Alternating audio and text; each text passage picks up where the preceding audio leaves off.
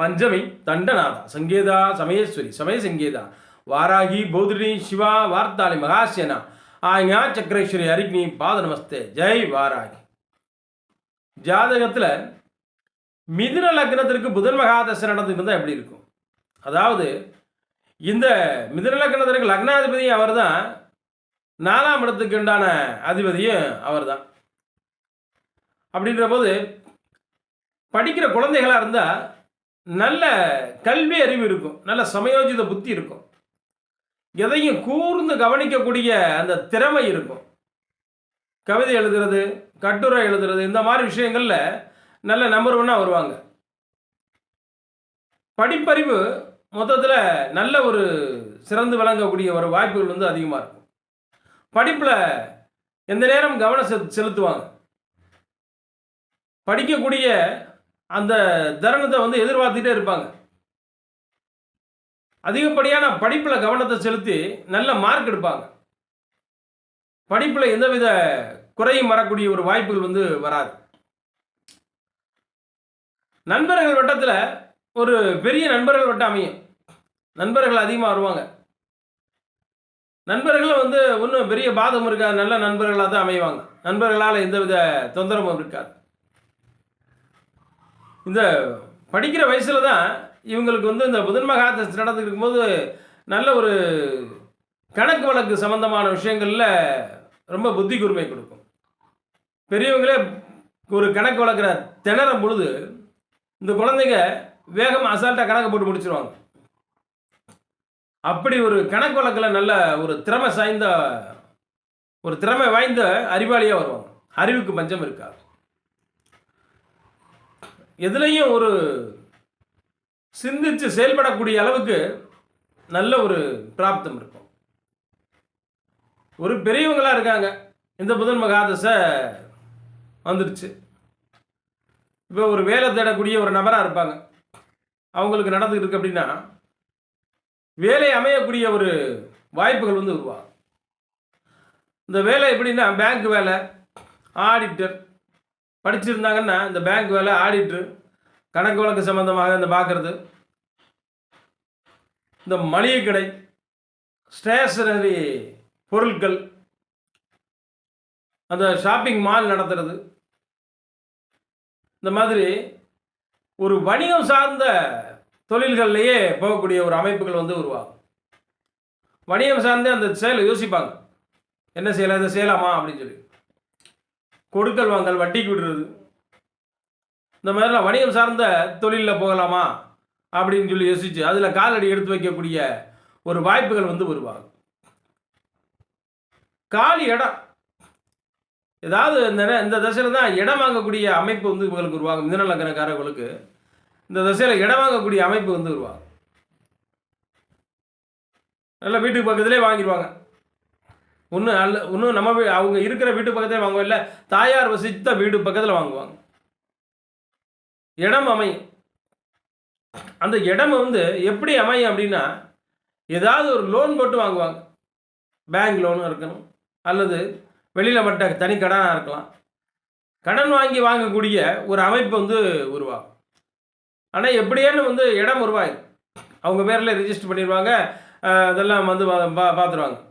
நேரத்தில் இந்த பத்திரப்பதிவுலாம் நடக்கும். பத்திரப்பதிவு பண்ணுவாங்க. அந்த இடத்துக்கு வந்து என்னென்ன டாக்குமெண்ட் இருக்கோ அதை பூரா வந்து கிளியர் பண்ணிடுவாங்க.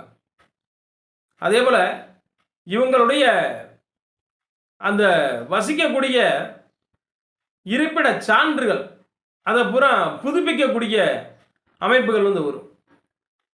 இந்த ஆதார் கார்டு மாற்றணும், பேங்க்கு மாற்றணும், பேங்க்கில் வந்து அது தவறாயிடுச்சு, பேர் தவறாயிடுச்சு, ஃபோட்டோ இதாகிடுச்சு அப்படிங்கிற கையெழுத்து மாறிடுச்சு அப்படின்னா இதை பூரா வந்து சரி பண்ணுவாங்க.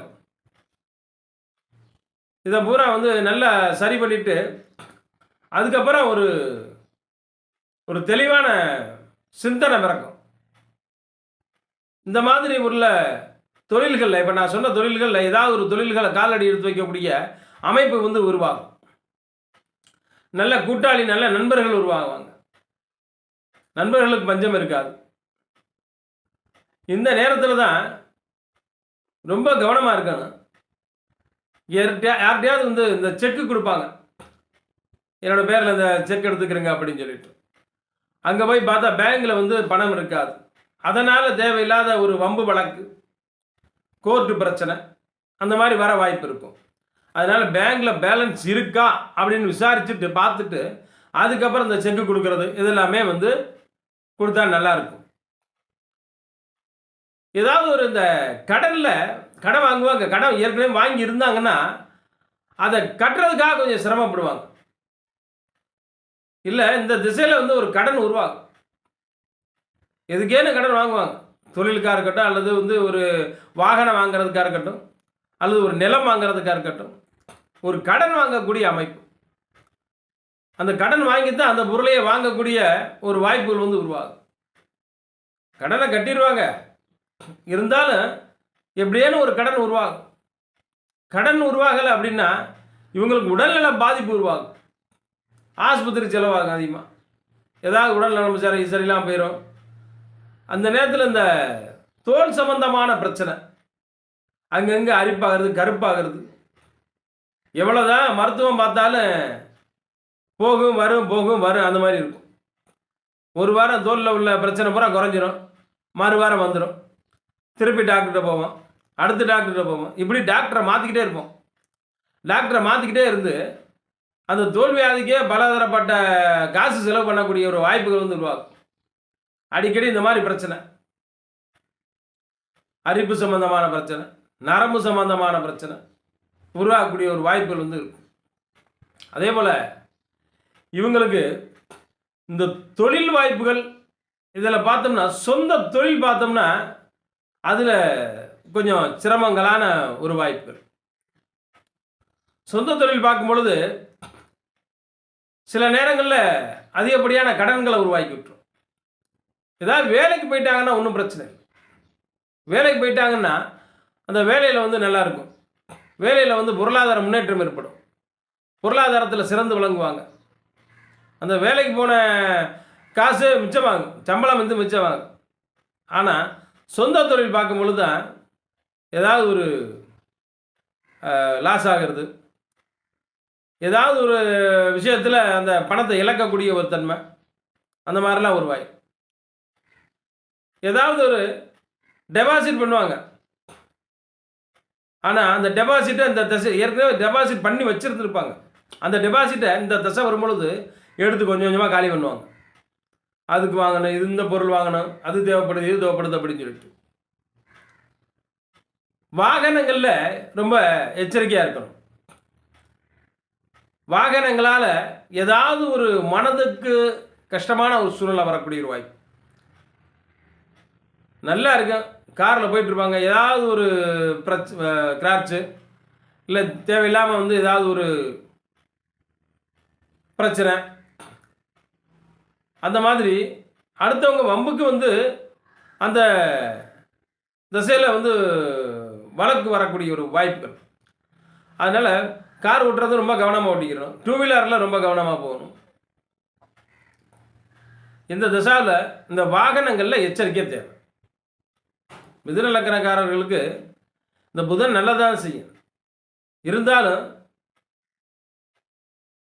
காலபுருஷனோட அடிப்படையில் வரும்பொழுது 6ஆம் இடமாக வரும். கன்னி லக்னம் இவங்களுக்கு 4ஆம் இடமாக வரும்.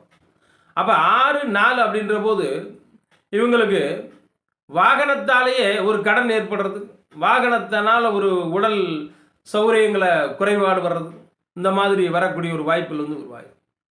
அதனால் ரொம்பவுமே கவனமாக இருக்கக்கூடிய ஒரு தன்மைகளை வந்து உருவாக்கிடணும். இப்போ சொல்லக்கூடிய பலன்கள் எல்லாமே ஒரு பொதுவான பலன்களை தான் சொல்லியிருக்கேன். மேற்படி ஜாதகத்தில் தான் இந்த புத பகவான் உங்களுக்கு நன்மை செய்வாரா, மிதுன லக்னத்திற்கு புதன் பகவான் நன்மை செய்வாரா தீமை செய்வாரா, எப்படி இருக்கார், எந்த ஸ்தானத்தில் இருக்கார், எந்த நட்சத்திரத்தை அதனுடைய அதிபதிகளோட இருக்கார், எப்படி இருக்கார் அப்படின்றத கூர்ந்து கவனித்து முழுமையான பலனாக சொல்ல முடியும். நன்றி.